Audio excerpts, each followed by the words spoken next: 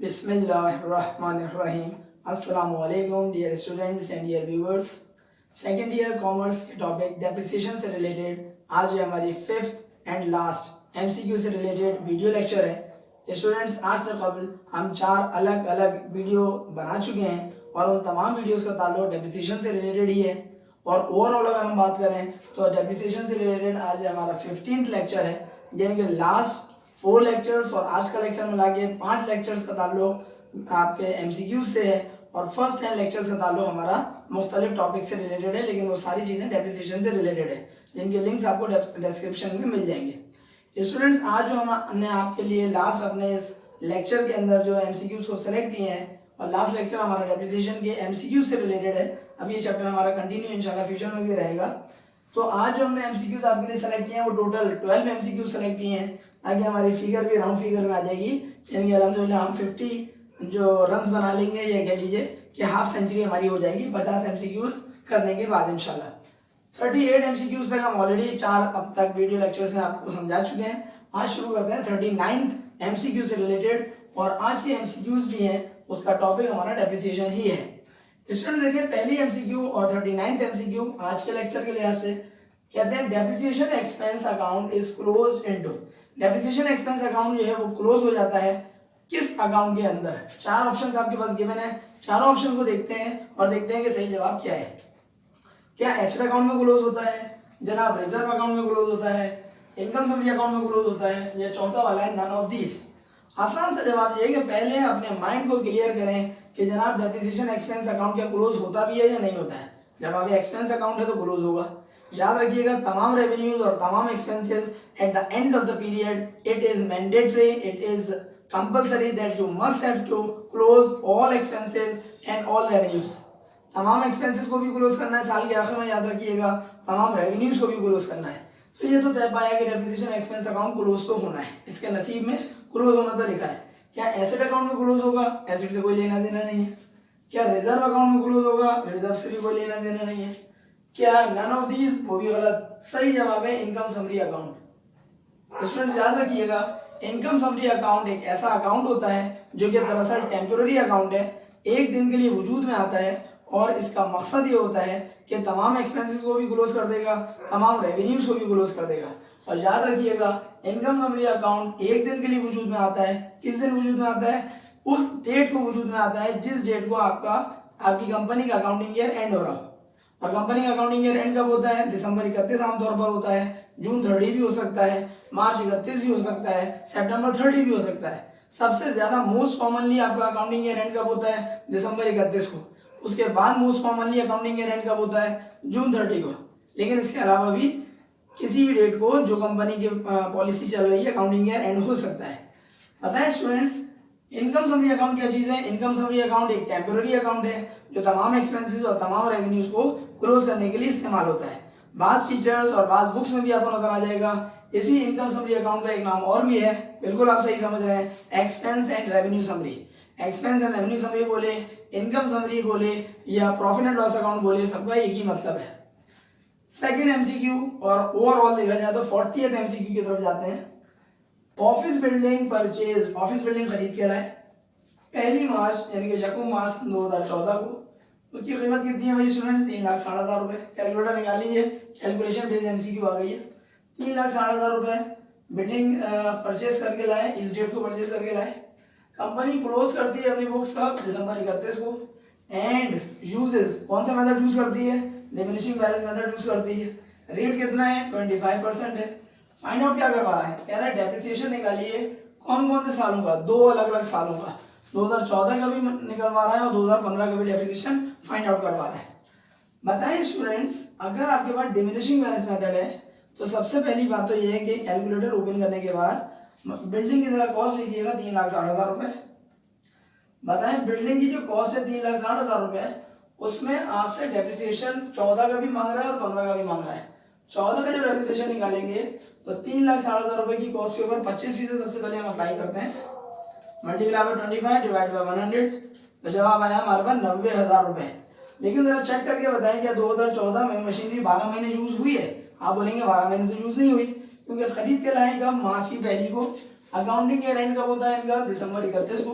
तो मार्च की पहली से दिसंबर 31 तक जरा काउंट करें कितने महीने बन रहे हैं। मार्च पूरा है, मार्च, अप्रैल, मई, जून, जुलाई, अगस्त, सितंबर, अक्टूबर, नवंबर और दिसंबर। It means that total 10 months बन रहे हैं।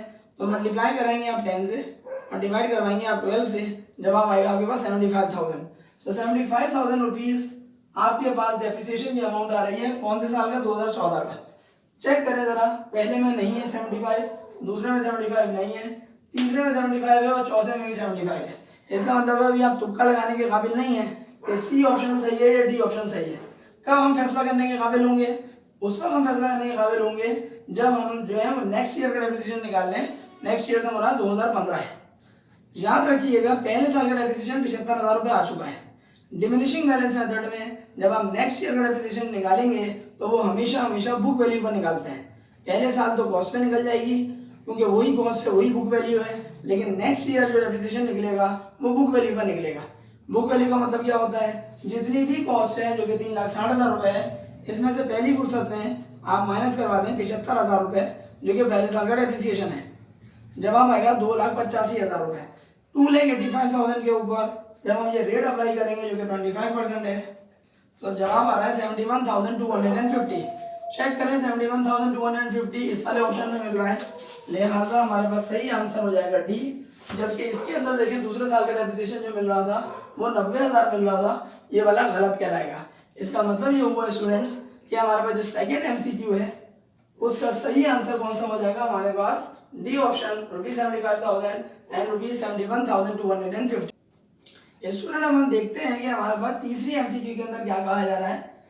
कहते हैं विच वन इज करेक्ट, इनमें से कौन सा जवाब सही है for reducing balance method. Reducing balance method के लिए पहली बात तो ये है कि रिड्यूसिंग बैलेंस मेथड और डिमिनिशिंग बैलेंस मेथड एक ही चीज होती है, आपको इसके नाम पता होने चाहिए। इसी को डिमिनिशिंग बैलेंस मेथड कहते हैं, रिड्यूसिंग बैलेंस मेथड कहते हैं। अल्लाह भला करे आपका डिमिनिशिंग है, डिक्लाइनिंग बैलेंस मेथड भी इसी को कहा जाता है, रिटन डाउन वैल्यू मेथड भी इसी को कहा जाता है, बुक वैल्यू मेथड भी इसी को कहा जाता है। 5 अलग अलग इसके नाम है, पेपर में किसी भी नाम से आपसे पूछ सकता है। Diminishing, declining, reducing, book value, written down value method. Student देखिए क्या कह रहा है, कह रहा है रिड्यूसिंग बैलेंस मेथड के तहत कौन सा ऑप्शन आपके पास सही है। या कॉस्ट में से सैलवेज वैल्यू को माइनस करवाएं और जो आंसर आए उसको रेट से मल्टीप्लाई करें, ये सही है। कॉस्ट में से सैलवेज वैल्यू को माइनस कराएं, जो आंसर आए उसको हम लाइफ से डिवाइड करवा दें, ये सही है। कॉस्ट को मल्टीप्लाई कराते हैं रेट से, ये सही है। या कॉस्ट में से सैलवेज वैल्यू को माइनस कराने के बाद जो आंसर आए तो लाइफ एंड आवर से डिवाइड कराएं। तो अगर आपको इसका फॉर्मूला अच्छी तरह से पता है डिमिनिशिंग बैलेंस मेथड का, तो आप फौरन बता देंगे कि दरअसल कॉस्ट में से सैलवेज वैल्यू, कॉस्ट में से सैलवेज वैल्यू और यहाँ पर कॉस्ट में से सैलवेज वैल्यू बिल्कुल गलत ऑप्शन है। इसलिए क्योंकि डिमिनिशिंग बैलेंस मेथड में कभी भी आप कॉस्ट में से सैलवेज वैल्यू को माइनस करवाते ही नहीं है। याद रखिएगा डिमिनिशिंग बैलेंस मेथड या डबल डिमिनिशिंग बैलेंस मेथड वो अकलौता मेथड है जिसके अंदर सैलवेज वैल्यू को माइनस नहीं करवाया जाता। अब आप कह सकते हैं कि सर डिमिनिशिंग एक मेथड हो गया, डबल डिमिनिशिंग या डबल डिक्लाइनिंग दूसरा मेथड हो गया, फिर आप लफ्ज़ अकलौता कैसे यूज कर रहे हैं? तो मैं इसलिए अकलौता का वर्ड यूज कर सकता हूँ कि डबल डिक्लाइनिंग बैलेंस मेथड दरअसल कोई अलग से मेथड नहीं है, वो डिमिनिशिंग बैलेंस मेथड से ही एक्सट्रैक्ट किया गया है, निकाला गया है। लिहाजा असल मेथड जो है वो डिमिनिशिंग बैलेंस मेथड ही है, तो एक ही मेथड कहलाएगा क्योंकि दूसरा तो इसी से निकाला गया है। लिहाजा डिमिनिशिंग बैलेंस मेथड अकलौता मेथड है या जिसके अंदर सैलवेज वैल्यू को माइनस नहीं करते। डिमिनिशिंग के अलावा जितने भी मेथड्स हैं जैसे स्ट्रेट लाइन मेथड, जैसे कि units output method, working hours method, sum of the year digit method, इन चारों मेथड्स में सैलवेज वैल्यू को माइनस किया जाता है। इसका मतलब ये हुआ स्टूडेंट्स कि सैलवेज वैल्यू और सैलवेज वैल्यू वाले जो आंसर्स हैं, ऑप्शन जो हैं वो बिल्कुल गलत हो गए। तो सही जवाब हो गया आपके पास सी ऑप्शन, कॉस्ट को आप मल्टीप्लाई करा देते हैं रेट से। तो ये आपके पास जवाब हो गया कौन से एमसीक्यू का, 41 एमसीक्यू का। याद रखिएगा एक दफा फिर मैं आपकी याद दहानी करवा दूं कि जब भी डिमिनिशिंग बैलेंस मेथड से आपको डेप्रिसिएशन कैलकुलेट करना पड़ता है तो वेरी फर्स्ट ईयर का जो डेप्रिसिएशन निकालते हैं, पहले साल का डेप्रिसिएशन निकालते हैं, तो जितनी भी कॉस्ट होती है उसकी उस वक्त वही उसकी बुक वैल्यू भी होती है। अब आप कहेंगे सर वो कैसे? आंसर उसका बहुत सिंपल सा है, क्योंकि जब वेरी फर्स्ट ईयर का डेप्रिसिएशन ले रहे हैं तो उस वक्त उसकी मशीनरी की या फिक्स्ड एसेट की जितनी भी कॉस्ट है वही उसकी बुक वैल्यू भी कहलाती है। उसकी रीजन ये होती है कि आपने उस पर्टिकुलर ईयर में, जिस साल आपने मशीनरी परचेज की है, उस पर्टिकुलर ईयर से पहले उसको आपने यूज ही नहीं किया तो उसका डेप्रिसिएशन भी नहीं आया। तो वेरी फर्स्ट ईयर का जो कॉस्ट होती है वही उसकी बुक वैल्यू होती है, लिहाजा वेरी फर्स्ट ईयर तो आप डायरेक्ट कॉस्ट के ऊपर रेट अप्लाई कर देते हैं। लेकिन दूसरा साल, तीसरा साल, चौथा साल, हद तो ये तमाम सालों में पहले साल के अलावा जब भी डिमिनिशिंग बैलेंस मेथड में आप डेप्रिसिएशन निकालेंगे, याद रखिएगा कॉस्ट में से आपको माइनस करना पड़ता है क्या चीज, एक्यूमुलेटेड डेप्रिसिएशन। जैसे अब हम ईयर 2 पर आ गए, तो ईयर 2 में आते हुए जब हम डेप्रिसिएशन कैलकुलेट करेंगे तो जाहिर सी बात है पहले साल का डेप्रिसिएशन हमारे पास आ चुका है, तो कॉस्ट में से एक्यूमुलेटेड डेप्रिसिएशन माइनस करना पड़ेगा, जिसको आप बुक वैल्यू का नाम देते हैं, मौजूदा कीमत, और बुक वैल्यू पे रेट अप्लाई होगा। फिर जब आप तीसरे साल का डेप्रिसिएशन निकालेंगे तो क्या करेंगे, कॉस्ट में से माइनस करेंगे एक्यूमुलेटेड डेप्रिसिएशन, पहले और दूसरे साल का टोटल जो जितना डेप्रिसिएशन आ चुका है उनको प्लस करके, और फिर आप रेट अप्लाई करेंगे। तो ये एक प्रोसीजर डिमिनिशिंग बैलेंस मेथड में। बताइए आपसे क्या कह रहा है। तो ये वाली एमसीक्यू तो हमारी कंप्लीट हो गई। 42nd एमसीक्यू पे जाते हैं। Depreciation rate per hour is 25.75। सवाल के अंदर खुद ही उसने दे दिया डेप्रिसिएशन का रेट पर आवर यानी कि फी घंटा। अगर आप 1 घंटा किसी मशीनरी को यूज करते हैं, इस्तेमाल करते हैं, 60 मिनट्स यूज करते हैं, तो डेप्रिसिएशन उसका आ रहा है 26 रुपए, यानी कि 25 रुपए और 75 पैसे। फिर कहते हैं ड्यूरिंग 2014 सन 2014 में एंड 2015 2015 में मशीन वर्कड, मशीन ने काम किया, कितना काम किया, 2800 घंटे और 3100 घंटे रेस्पेक्टिवली। रेस्पेक्टिवली का मतलब होता है बिल तरतीब। बताएं 2014 पहला है, लिहाजा 2014 का डेप्रिसिएशन कितना माना जाएगा, 2800 घंटे। 2015 नेक्स्ट ईयर है, उसका डेप्रिसिएशन माना जाएगा 3100 घंटे। आपसे क्या क्या रहा है, कॉस्ट ऑफ द मशीन भी आपको दे रहा है 3,86,250। फाइंड आउट क्या करवा रहा है, डेप्रिसिएशन फाइंड आउट करवा रहा है। क्या दोनों सालों का, जी नहीं, सिर्फ एक साल का, 2015 का।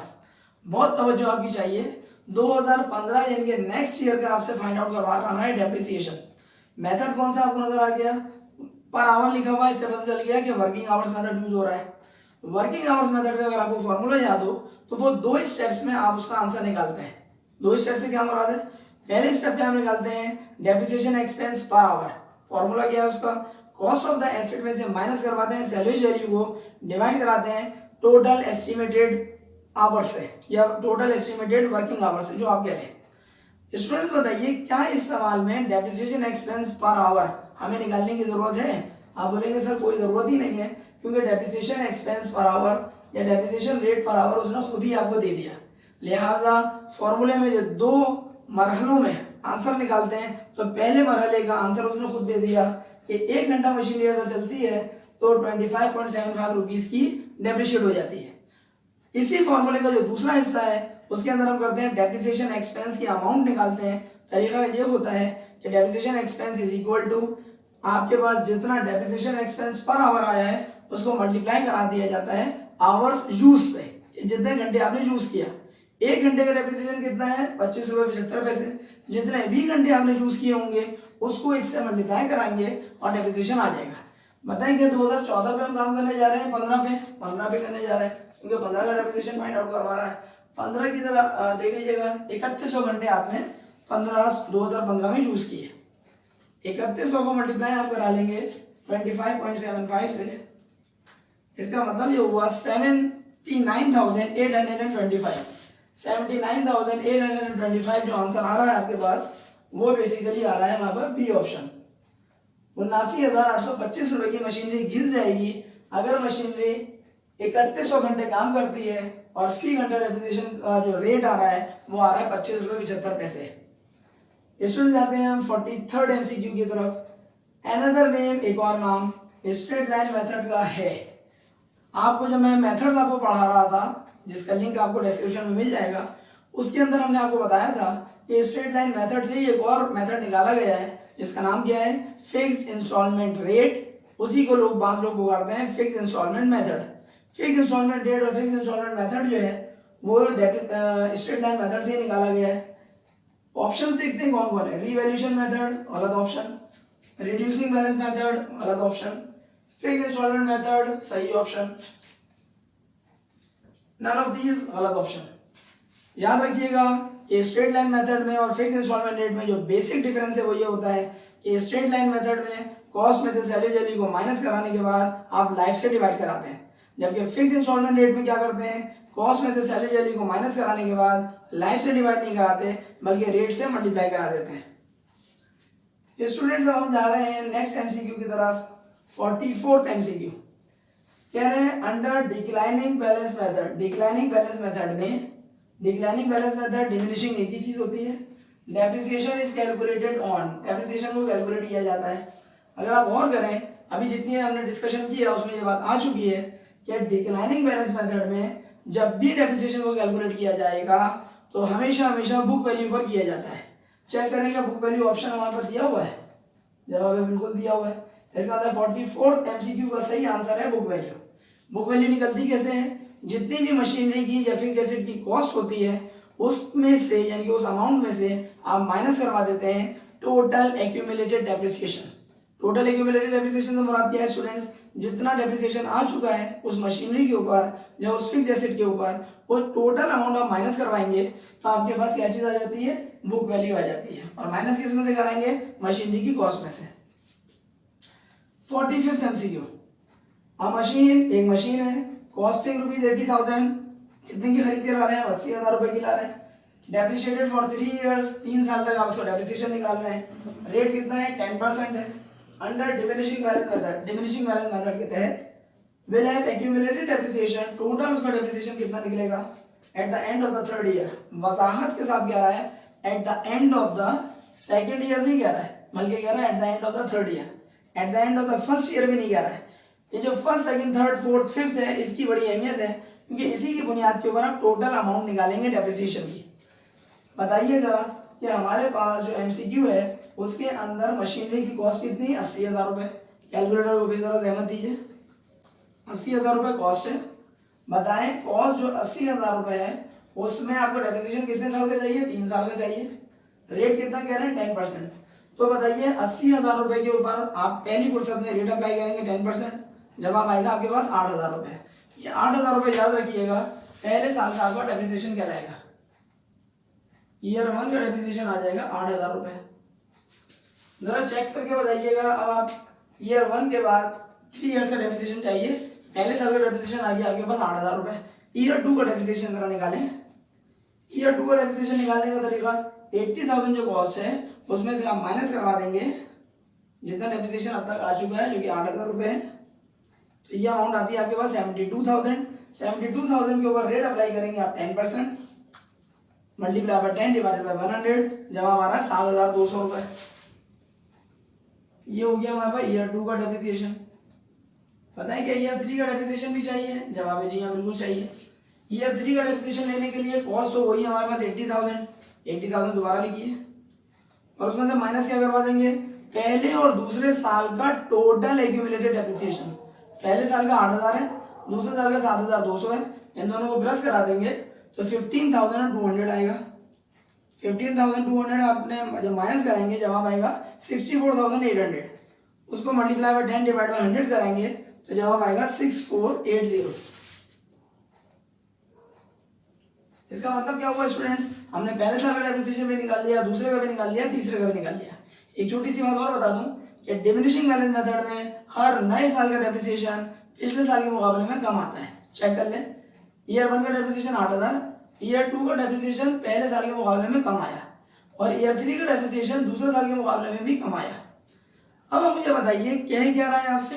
सवाल की रिक्वायरमेंट क्या थी? कह रहा था what will be the amount of accumulated depreciation eight the end of the 3rd year, तीसरे साल के इख्तिताम पर।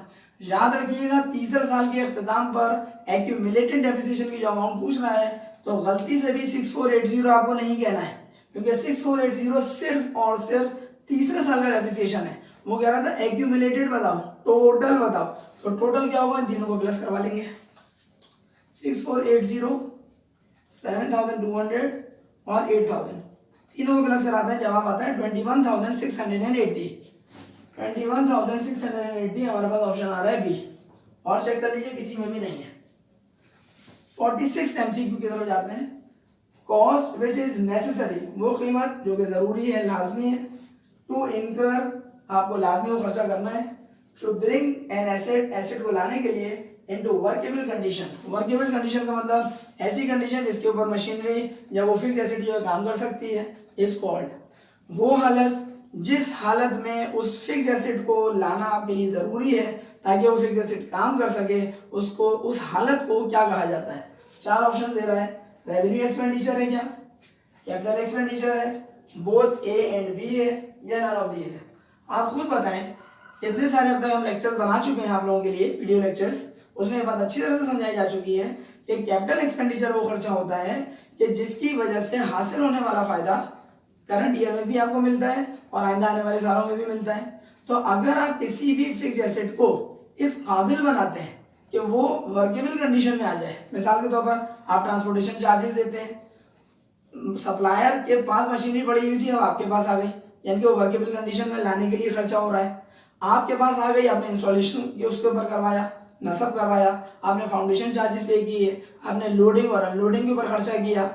इट मीन्स दैट ये सारे खर्चे जिनके हम नाम ले रहे हैं ये दरअसल वो खर्चे हैं, आपने कस्टम ड्यूटी पे की, आपने इंपोर्ट ड्यूटी पे की, ये जितने खर्चों के मैं नाम ले रहा हूँ ये खर्चे दरअसल वो खर्चे हैं जो कि मशीनरी को वर्केबल कंडीशन में लाने के लिए किए जा रहे हैं। मशीनरी को आपने टेस्टिंग करवाई, टेस्ट रन कॉस्ट जिसको कहते हैं, उस पर आपने कुछ खर्चा किया।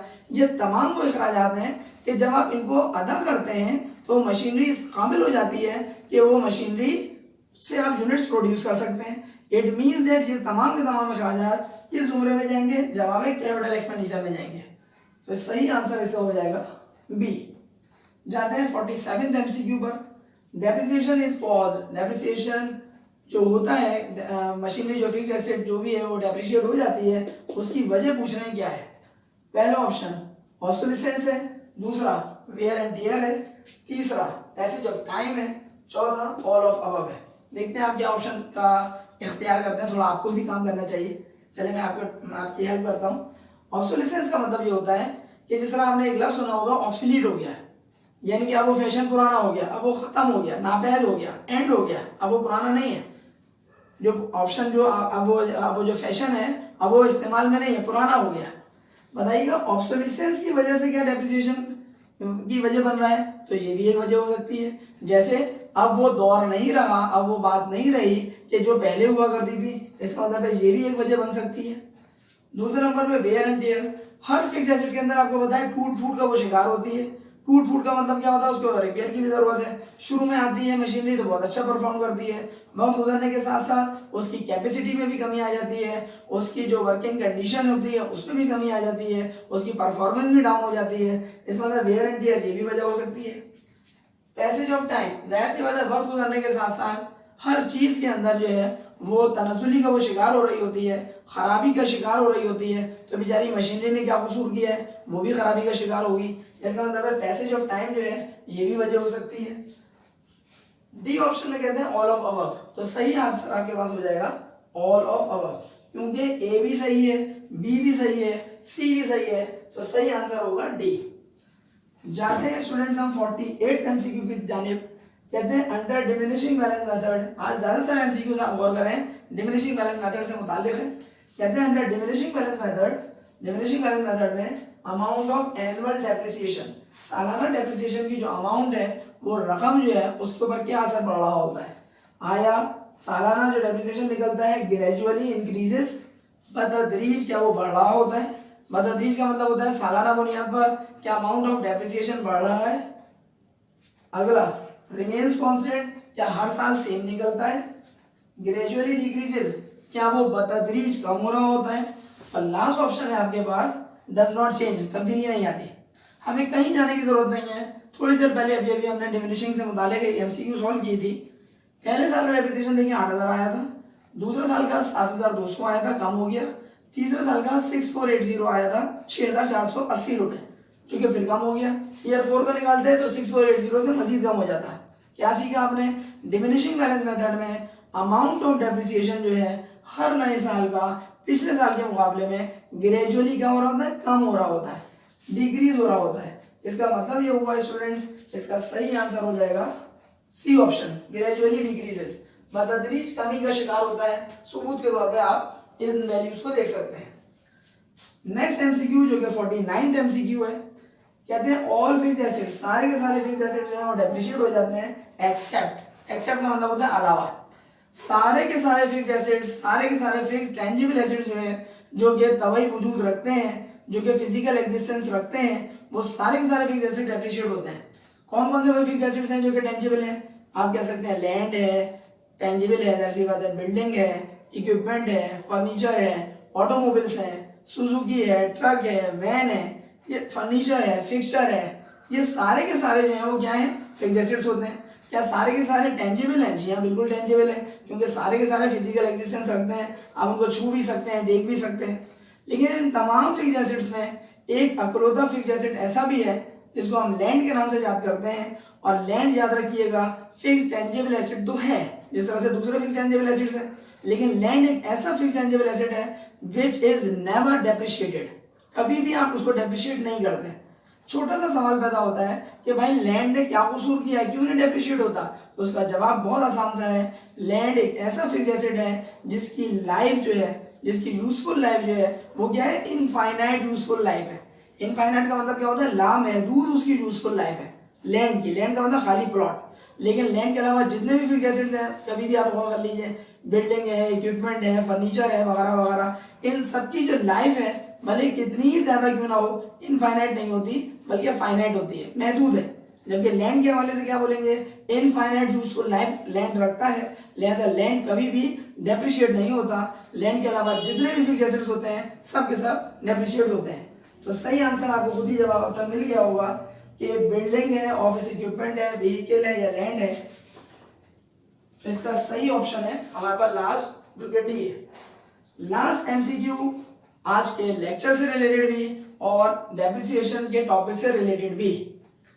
फरमाते हैं अंडर स्ट्रेट लाइन मेथड के तहत ऑफ चार्जिंग डेप्रिसिएशन, जब आप डेप्रिसिएशन को चार्ज करेंगे, 4 ऑप्शन आ रहे हैं। इंक्रीज एवरी ईयर, क्या हर साल बढ़ रहा होता है स्ट्रेट लाइन मेथड में डेप्रिसिएशन। कांस्टेंट एवरी ईयर, हर साल सेम रहता है, फिक्स रहता है। तीसरा ऑप्शन डिक्रीजेस एवरी ईयर, हर साल उसकी वैल्यू कम हो जाती है।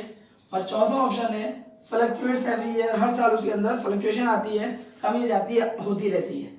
तो आप अच्छी तरह से ये बात जानते हैं कि स्ट्रेट लाइन मेथड के अंदर जो डेप्रिसिएशन की अमाउंट होती है स्टूडेंट्स, वो क्या होती है? हर साल सेम रहती है, हर साल कांस्टेंट रहती है। और यही वजह है कि स्ट्रेट लाइन मेथड को स्ट्रेट लाइन इसी वजह से कहा जाता है कि उसके अंदर हर साल का डेप्रिसिएशन क्या निकलता है? सेम निकलता है। अगर पहले साल फर्स्ट करने 10,000 निकल रहा है तो दूसरे साल भी 10,000 निकलेगा, तीसरे साल भी 10,000 निकलेगा, उस वक्त तक 10,000 निकलता रहेगा जब तक कि मशीनरी की लाइफ खत्म ना हो जाए।